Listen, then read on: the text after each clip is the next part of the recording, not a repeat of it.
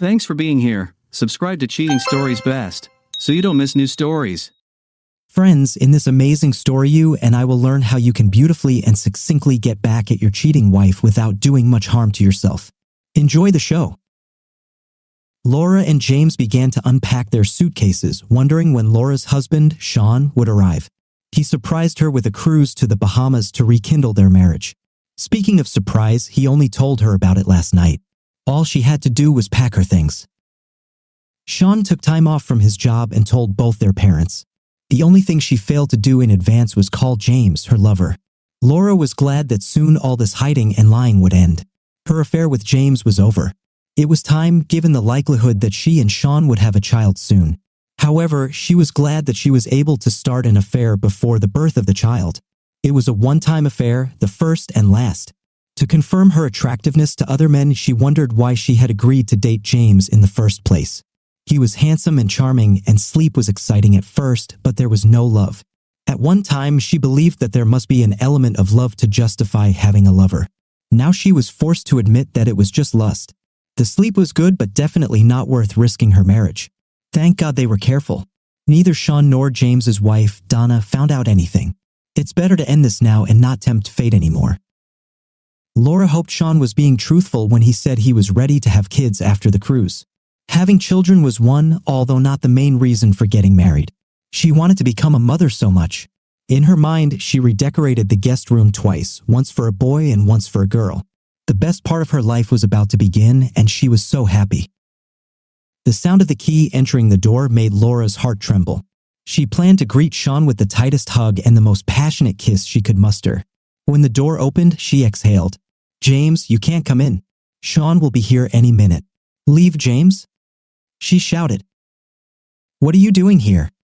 Donna should be arriving soon. This is her cabin." Neither of them seemed to know what to do other than tell the other to get out. After a few agonizing seconds, James hit himself on the head and said, "Oh, I understand now. This should be our cabin, yours and mine." "What are you talking about? Do you not understand that they found out?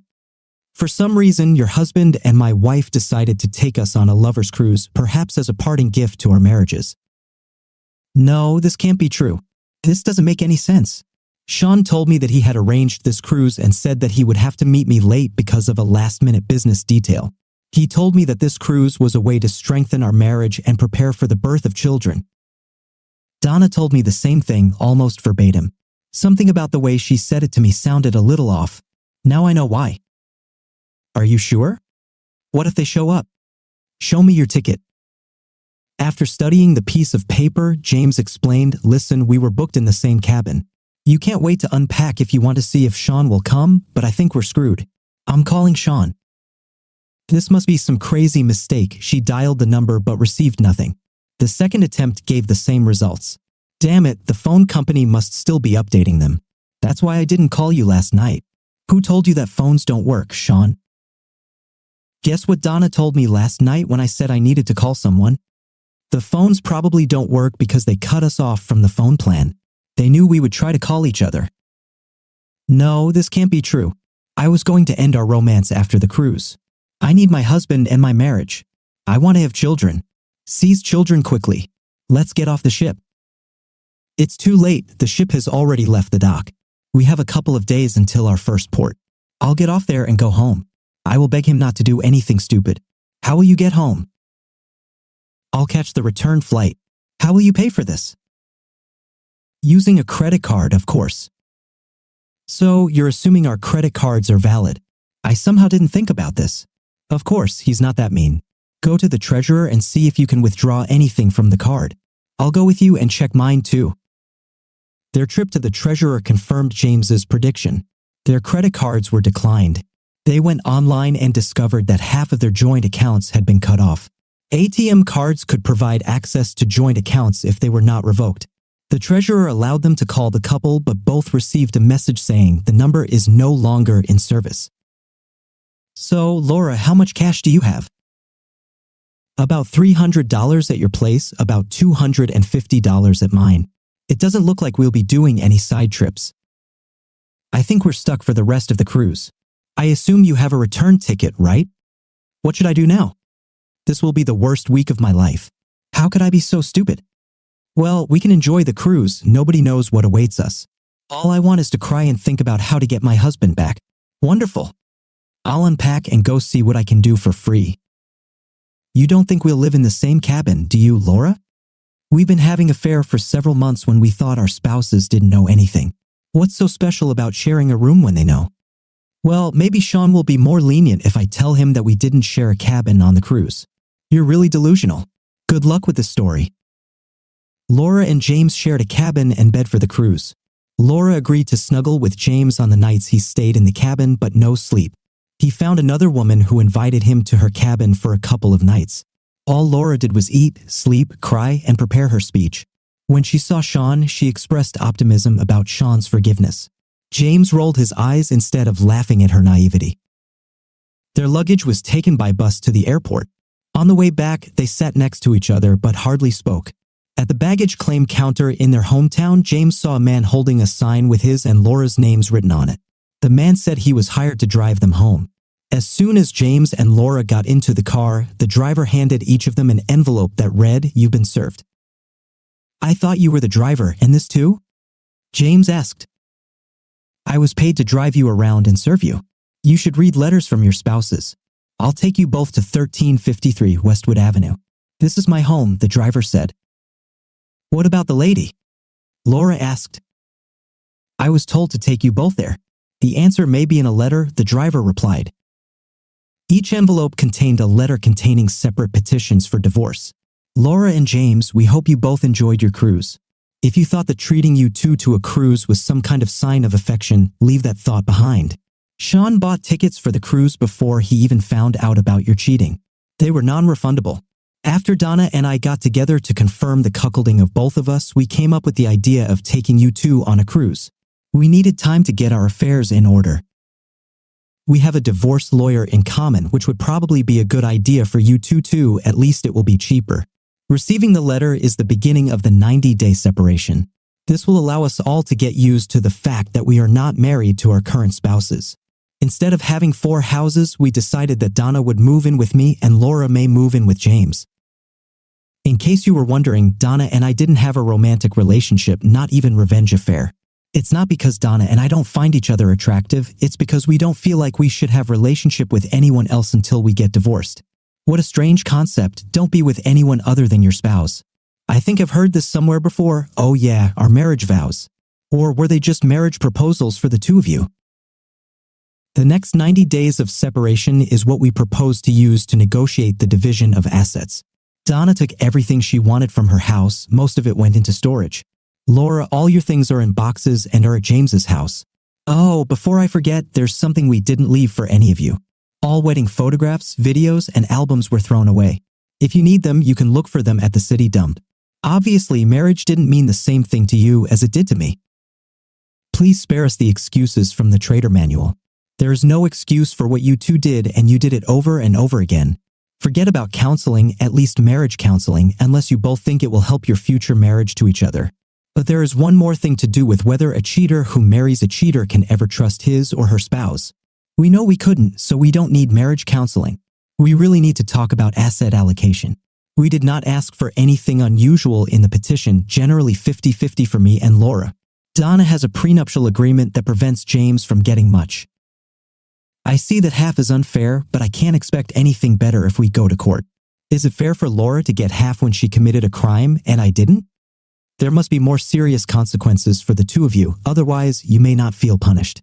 If you are not punished, you may believe that you will get away with it again, whether you get married or marry other people. Donna and I have been discussing what punishment to give you for many hours now.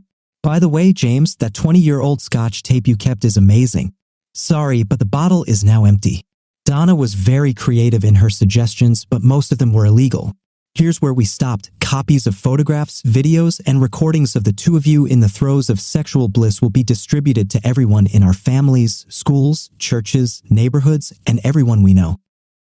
We can hope this got your attention. What we really want to do is increase your desire to resolve your divorce as quickly as possible. Some may regard our proposal as a threat or blackmail. We consider this an incentive communication. All future communications must be made through our attorneys. We both have new phone numbers that only our lawyers know. Our attorney's contact information is listed below. We propose holding 1 or 2 meetings at which we will try to smooth out any differences. There are things like insurance, real estate, loans, mortgages, alimony, etc. that can be transactions that we exchange rather than split in half. These sessions will be for asset calculations only. We do not expect excuses, apologies, explanations, or requests for forgiveness or advice.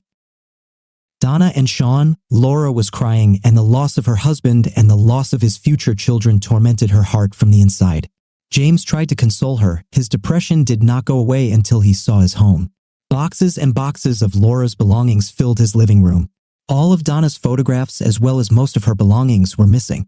The first time he actually realized it was real, his wife left and he was stuck with a woman he was only interested in when they were in bed. Laura gathered some basic things and clothes that she needed for a couple of days. "Where's the guest bedroom?"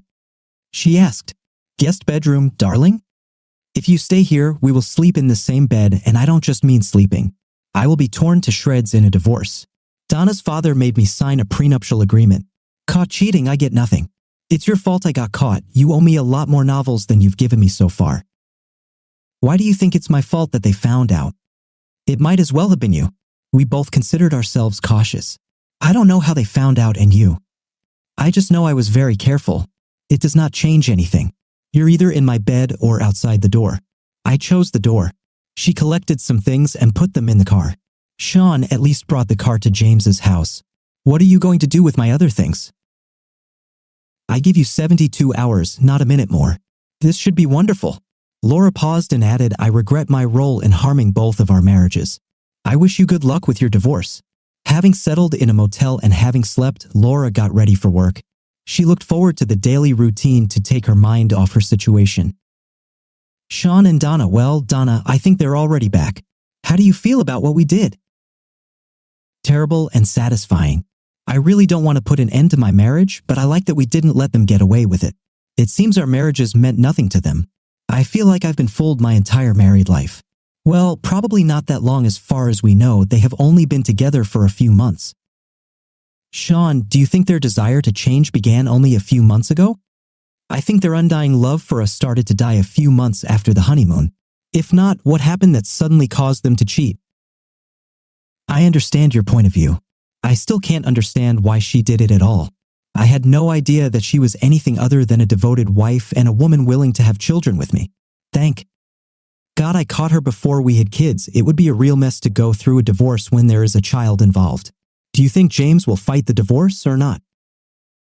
If I put up a prenuptial agreement, he'll probably challenge it. Otherwise, he will get almost nothing.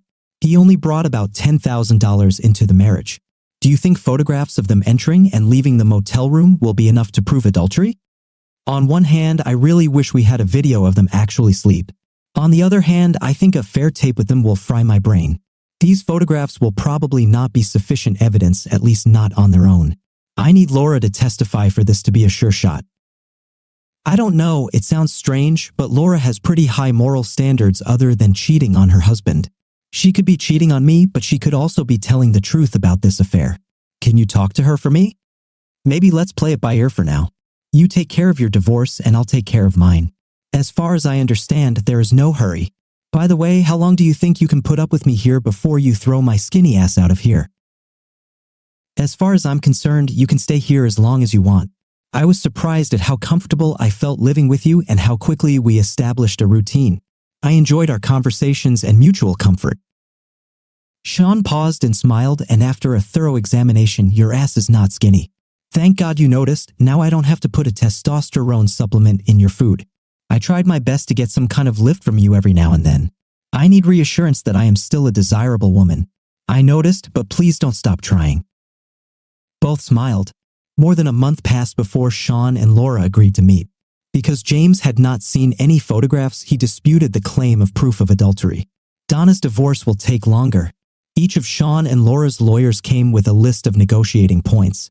Laura's lawyer was allowed to go first.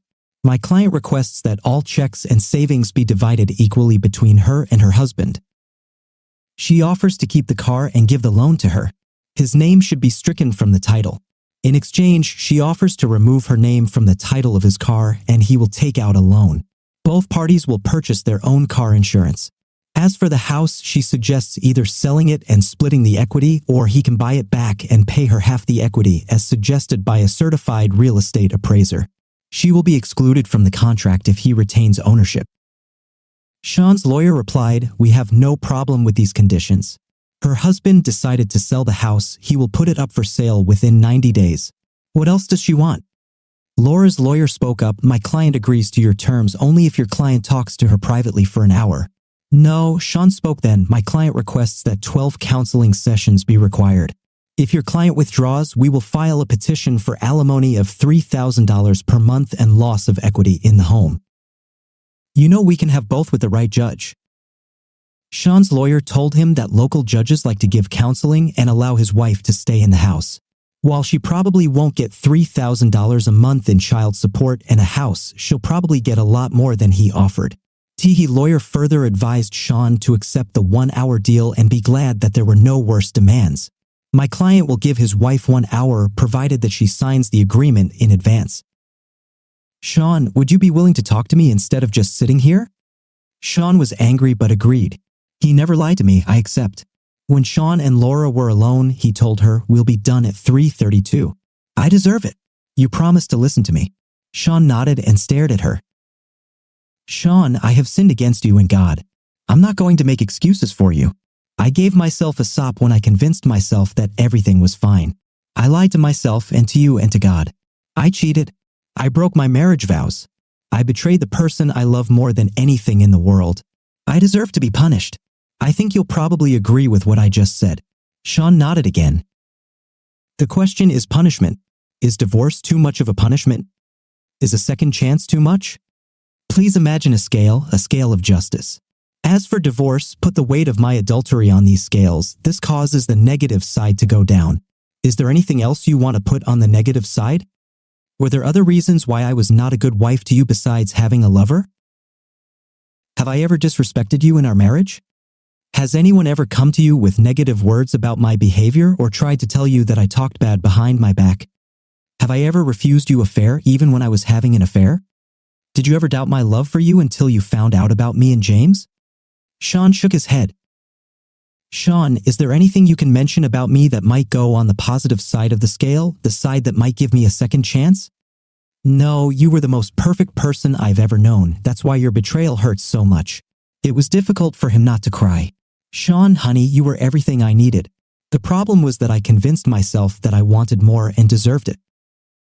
"What about our family life? Did I do anything wrong?" "Laura, you have become not only my wife but also my best friend. I wanted to hear about your day when I came home. You seemed to want to hear about mine. I never ever checked on you when I was on business trips. We loved each other too much, or so it seemed to me. I know it's hard to believe any promises I make after breaking our marriage vows, but I swear on the lives of our unborn children that I will never betray you again. Please give me a second chance. I will agree for my lawyer to hold on to the divorce papers we just signed on one condition. If you agree to testify against James in Donna's divorce." "What will I testify about?" "James challenged the photos of you and him leaving the motel room as evidence that you sleep with him. From a legal perspective, he's probably right. You would testify that you sleep with him, so you lied when you said you had a video of us having intimate relationship." "Well, now there's nothing we can do about it, Sean. I have no problem telling the truth about this affair. Of course, we sleep in a motel room. I'm sorry, I jeopardized 2 marriages, but I won't lie to save James from punishment.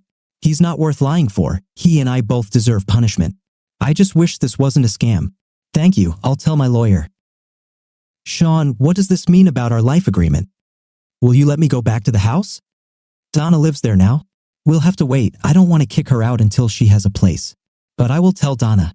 Donna wasn't as pleased with the news as Sean expected, but she still forced herself to smile and said thank you. When James heard that Laura was willing to testify that they sleep at the motel, he capitulated. He was surprised that Donna agreed to pay off his car loan and credit card to compensate him for the loss of his half equity in their home. In the current housing market, selling their home would barely cover the loan and seller's fees. Alimony was not included in the marriage contract. Sean was puzzled that Donna was so lenient and asked her about it. "His betrayal hurt me more than anything ever. Then I looked at you. You were seriously injured, but you couldn't be vengeful towards Laura. The justice scale made me change my mind. James and I had a mostly positive marriage before our affair. I feel much better after the divorce than if I had taken more violent revenge. Thank you, Sean, for everything. She hugged him and kissed him. Sean was surprised. The kiss warmed him and challenged his idea that Donna was not the woman he should be interested romantically. I'm sorry, Sean, but you're so important to me. At times it kills me that I can't show you how much I care about you. I hope you forgive me. Forgive you? I wanted to rip your clothes off. So you want to try again more than anything else. The problem is that I'm trying to figure out if I can give Laura a second chance. How can I do this if we are having an affair? First of all, if we date, it won't be an affair. We are both now legally released from our marriage vows. Secondly, who says you can't give me a first chance at the same time you give Laura a second? Sean's logic and libido vied for control of parts of his body. I need time to think. I'll go to bed alone and see if I can fall asleep. Donna knocked on the open door. She was wearing a nightgown which became transparent in the light of the corridor. Sean, can I sleep next to you tonight? I have problems sleeping. I promise to be good. Even though he knew it was a bad idea, he gave in. Okay, if you promise. She slid into bed next to him and placed her hand on his chest and her leg on his leg. Donna kissed his cheek. Thank you. James resigned himself and walked away. They sent him a copy of the divorce decree and there was no further contact with him. Sean had an active social schedule. He enjoyed meeting Laura and began to remember what attracted him to her in the first place. She didn't put any pressure on him, but she made it clear that she was ready to regain his trust in any way. Donna had no intention of moving even though James had left the home they shared. Months passed and Laura felt better, especially after finding out that Donna had moved out.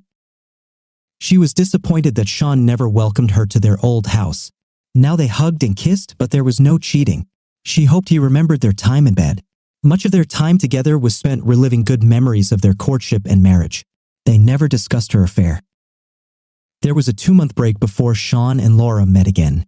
Laura was sure that he was going to announce his decision and she felt she had reason to be optimistic.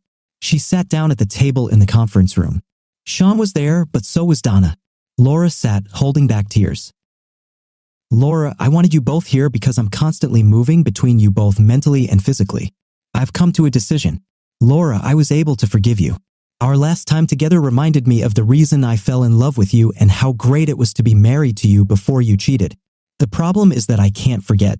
While I myself may be willing to risk having you remain my wife, I cannot risk the mother of my children being unreliable. As bad as it would be for us without children involved, it makes me physically sick to think about what it would be like if we had children. I made this decision a couple of months ago. Since then, I have been working on a new divorce agreement. I want to give you a chance to support yourself so you can prepare yourself for how to move on with your life. I have sent your lawyer new settlement terms that are much more favorable to you than the previous ones. I wish you all the best, Laura. I really want this. Sean and Donna got up to leave, but Laura couldn't speak. When she saw the slight bulge of Donna's belly, she knew she had lost what she wanted most. I really liked the main character's revenge, and I especially admire his restraint in not punching those bastards right away. And we are about to learn another story about a man who is too kind, who sometimes should be tougher when the situation calls for it. It will be a long story, but it will be instructive for some people trying to have a relationship at a mature age.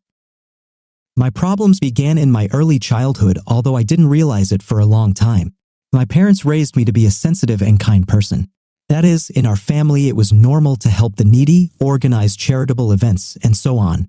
All my relatives were Christians, so it's not surprising that we spent so much time on philanthropy. My parents ran a local church so they could afford to financially support other, poorer people. As the years passed, I was still steadfast in my life principles and faith in God. I admired exemplary Christians who were doing good works. I also wanted to be a good person in the eyes of others. So I decided to help those around me, which was to become a doctor. Eventually, I studied to be a pediatrician since children really appealed to me. In addition, I had many younger sisters. And as they grew up, I found myself needing someone to babysit. That's why pediatrics was just right. I started working in a public clinic. Unfortunately, nowadays there are so many incompetent and unscrupulous doctors who won't even examine a patient without extra penny.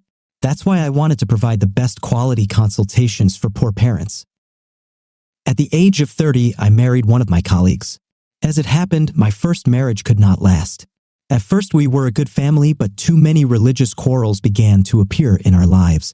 I couldn't do anything about it. We didn't have children, so a divorce couldn't have been easier. So that's what happened. For years later, we got divorced. Then another failed marriage happened in my life. My new wife worked at the church. I was overjoyed that she shared my lifestyle, but I was soon forced to divorce her as well. There was one very unpleasant incident that disappointed me. My wife was part of a cult. She was begging for money from poor families. Of course, I was devoted to my ideals, so I could not live my life together with this person. As time went on, I was now 45 years old. I was old enough to start a relationship, but also too young to live alone. I wanted to have a family and children first and foremost. One day at one of my appointments, a young mother came to see me with her 5-year-old daughter. The woman was not particularly attractive or well-groomed. With a professional eye, I immediately noticed problems with posture. But in our world, this is the norm because mothers are usually too tired and they do not have time to care for themselves. The same situation is with working men, so it's not for me to judge. "Good afternoon," said the woman. She pronounced the words with a slight village accent, which was quite easy to recognize. "Yes, hello." "Come in," I answered. "What do you want to talk to me about?" "There's something. My Alice is covered with strange spots." "I am very worried," she answered in a worried voice. Her brown eyes looked very worried. "What if she has chicken pox or something?" "Okay, in that case, I'll take a look at her now." I gestured for the child to come over to me. The little girl's blonde hair was tied up in 2 neat pigtails. "Where are your spots?" The girl pulled up her blouse and showed me her skinny belly, which was covered with spots. As I examined them, the child's mother babbled excitedly about how frightened she was by their appearance. "Do you have pets?" "Yes. There are 2 cats living with us." "Will you let them outside?" "Of course.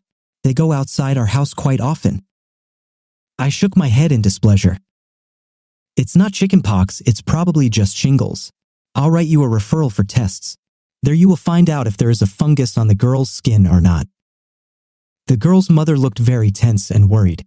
You could see on her face that she was ashamed because she had not been able to look after her child. "You don't have to worry. It happens all the time. I used to love cats when I was a kid, so I used to collect them in garbage dumps. So no one is immune to such minor problems," I said reassuringly. "Come back to me later with the tests." The woman and the girl left. The next day they came to the clinic and I was able to prescribe the little patient healing ointment. This family did not see me for about 8 months. I managed to forget about them. The very next time a woman I knew came in with a baby. "Hello, so you have another child?" I asked in a friendly way. The woman reluctantly answered my question. "Yes, it's a boy. It's just that if I have to go somewhere, I leave the kids with grandma." I nodded understandingly. My mother would often leave one of us with relatives too because it was impossible to carry all the children with us. "What's bothering you this time?" As it turned out, the baby was just very nervous because of colic. Without thinking twice, I prescribed the necessary medicine and explained how to do a special massage. "You can also tell your husband what I said." "I'm not married." I was quite surprised at that moment. Young mothers often raise their children on their own, but for some reason this woman's answer made me very nervous. I felt sorry for her. This woman looked so unhappy and tired from the outside. For some reason, a very strange idea popped into my head. I don't know what exactly influenced me at that moment, but I made a hasty decision. "Can I give you my phone number?" "What?" The woman looked at me in surprise. "What for?" "In case you need my advice, I'll just come to your address. You do not have to leave the children with their grandmother." You could tell by the woman's face that she was obviously pleasantly surprised. She politely thanked me and left the office. For reasons I didn't understand, I kept thinking about her. It was very unlike me. And a few months later, she actually came to me for help. She politely texted me during office hours that her daughter had developed a strange dry cough. I absolutely hated going to see her that day. If I could turn back the clock, I would just cancel my promise. But you can't take it back, you can't take it back. Even before I knew the address of their house, I knew I was on my way to one of the most disadvantaged neighborhoods in our city. The houses there were poor, so the atmosphere seemed depressing. When I got to the right address, I knocked on the gate. An 11-year-old boy opened the door. Apparently, there was another child in the family. The grounds of their property were a little untidy. There were 2 cats hiding in the long grass, which was the reason for Alice's deprivation. This house did not give me the most pleasant feeling. On the outside, the repairs were also old. Apparently, they lived very poorly. However, what shocked me the most was the number of children in the house. It turned out that a real large family lived here. In addition to the previously mentioned children, there was also an 8-year-old girl and a 14-year-old boy. "Hello, how are you?" I said politely to the woman whose name I did not know until now. "Not very well. Take a look at my daughter." It was clear from the mother's face that she was very uncomfortable in this situation, and not only because of the old repairs in the house, but also because of the large number of children. I examined the child and prescribed the necessary medications. "Would you like some tea?" Of course, I agreed to this request. We sat in the old kitchen while children of all possible ages ran around us. "Black or green?" "Black." Saying something was extremely difficult. I felt embarrassed. "What's your name?" I asked. "Maria." "I'm George. Is the father of the children helping you?" I asked. The woman hesitated. "Yes, he's got his own problems though." "Really? I'm sure it's a lot harder for you in this situation." "You know, our financial situation was very difficult from the beginning. We were poor. And the thing is that he didn't even have a place to move to after the divorce." I looked at Maria with surprise. "Does he live with you now?" "God forbid, no, of course not. It's just, you may not have noticed, but there's another front door on the other side of the house. We've divided this building in half, so to speak. Some changes have been made to the layout of the house." "I see." What I heard didn't make me feel good. There are so many unfortunate fates in our world. None of us deserve that fate. From time to time, I visited Maria's family. Of course, I offered material help because my parents still do charity work to this day. I often visited Maria and even crossed paths with her husband several times. He turned out to be an unemployed drunkard. I was concerned about Maria's ex-husband not disturbing her family, so I started visiting their house more often. Soon there were special feelings between me and the woman. We realized that we cared about each other. I liked Maria's children very much and I was not against adopting them. "Maria, will you marry me?" I asked her one day while we were walking in the park. She had left the children with their grandmother, who treated me very positively. I don't know what to say. I can't just accept such an offer. My family would be a great burden to you. I promise you it won't be. I'm very fond of children and I've wanted to have them all my life.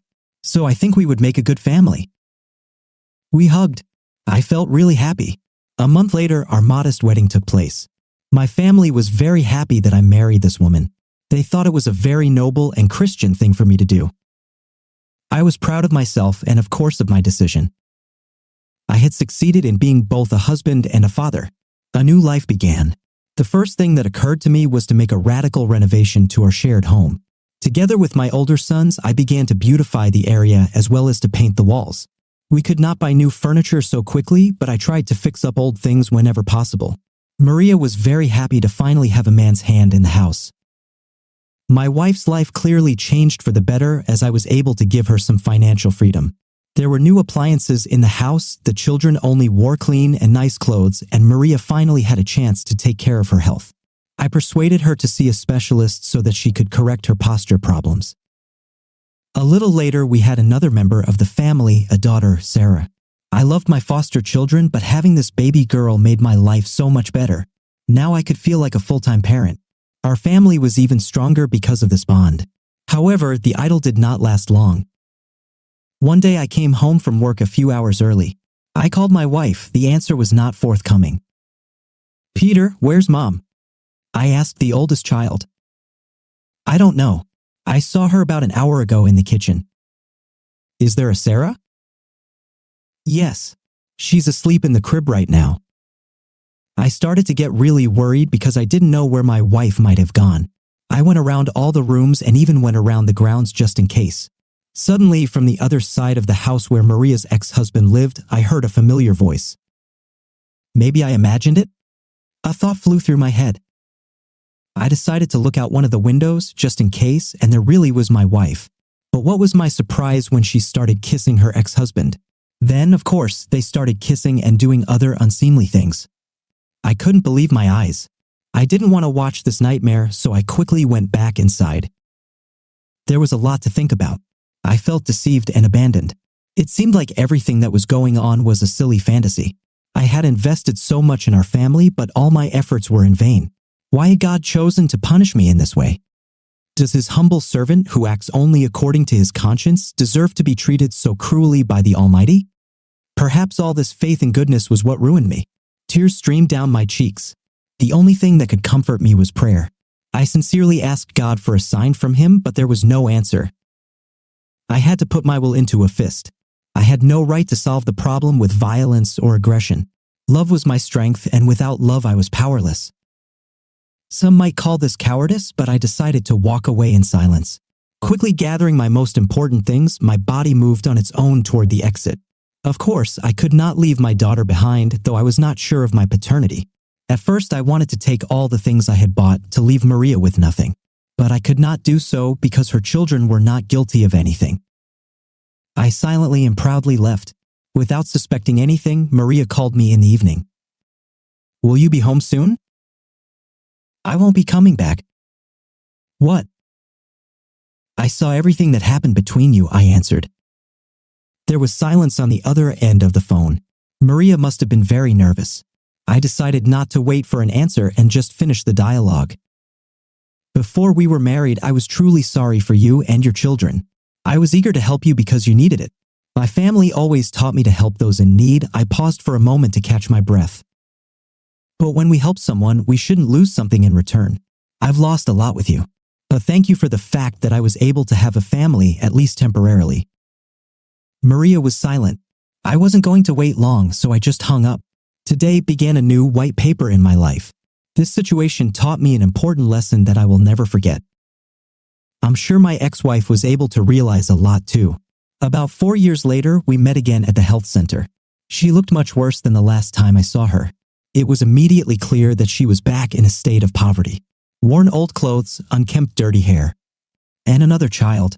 It was a 5-month-old boy named Dandy. By this time, my daughter had grown up. She was now going to kindergarten and gradually learning about the world around her. Fortunately, she looked exactly like me, so I no longer doubted that I was her father. But Maria never decided to meet her daughter. Perhaps in the future she would change her mind, but by then it would be too late to change anything. How do you evaluate the hero's actions? Was it necessary to take revenge or make him pay for his betrayal? We are waiting for your answer in the comments. See you soon.